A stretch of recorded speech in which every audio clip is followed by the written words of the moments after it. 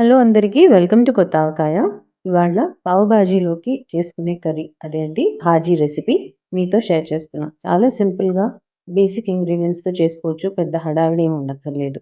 దీనికోసం first pressure కుక్కర్‌లో ఇష్టమైన వెజిటబుల్స్ ఆప్షన్స్ అవి మన ఇష్టము. నేను ఇవాళ కాలీఫ్లవర్ ఒక హాఫ్ కాలీఫ్లవర్ మీడియం సైజ్‌ది, ఒక 2 క్యారట్స్, ఒక మీడియం టొమాటో, ఒక medium size capsicum and 2 medium size potatoes ఇవన్నీ వేసి ముక్కలు మునిగే వరకు నీళ్లు పోసి ప్రెషర్ కుక్కర్‌లో కుక్ చేస్తున్నా. ఒక 6-7 విజిల్స్ హైలో వస్తే మెత్తగా కుక్ అయిపోతాయి. స్టీమ్ రిలీజ్ అయిపోయిన తర్వాత ముక్కల్ని ఒకసారి చెక్ చేసుకోండి.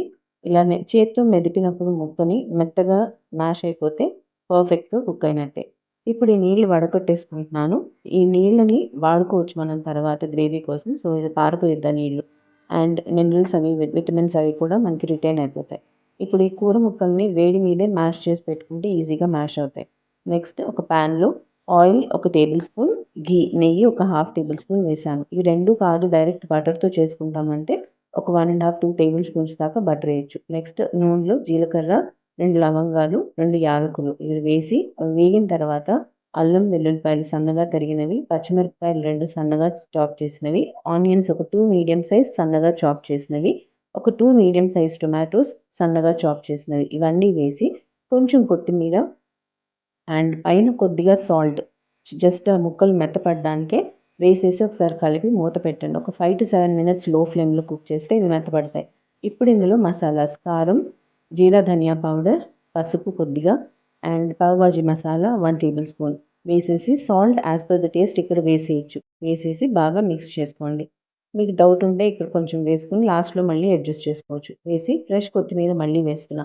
కొత్తిమీరని స్టేజెస్‌లో వేస్తూ కొంచెం కొంచెంగా వేస్తూ ఉంటే మంచి ఫ్లేవర్ రిలీజ్ అవుతుంది. ఇప్పుడు మూత పెట్టి ఒక 7-10 మినిట్స్ మళ్ళీ లో ఫ్లేమ్‌లో కుక్ చేస్తే మసాలాస్ ఫ్లేవర్స్ అన్నీ మనకి కూరలోకి వస్తాయి అండ్ ఆయిల్ రిలీజ్ అవ్వాలి చూసుకోండి.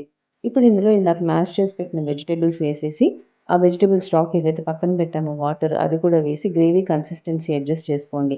ఇందులో ఇప్పుడు సాల్ట్ అన్నీ చెక్ చేసుకున్నాను. కొంచెం తక్కువయ్యాయి. సో, సాల్ట్, కారం, మసాలా అన్నీ వేసేసుకొని మళ్ళీ కొంచెం కొత్తిమీర వేసి ఒక 7 మినిట్స్ పాటు లో ఫ్లేమ్‌లో మళ్ళీ కుక్ చేస్తే పర్ఫెక్ట్‌గా గ్రేవీ రెడీ అయిపోతుంది. ఇది మనకు కావాల్సిన కన్సిస్టెన్సీ. ఇప్పుడు ఇందులో లాస్ట్‌గా కొత్తిమీర మళ్ళీ ఒకసారి వేసి కలిపేసుకుంటే పర్ఫెక్ట్ పావ్ భాజీకి కావాల్సిన భాజీ రెసిపీ రెడీ. నేనిది పావు బయట కొనుక్కొచ్చాను ఈ బన్ నేను. ఇందులోనే ఈ కర్రీ చేసి సర్వ్ చేసేస్తున్నాను.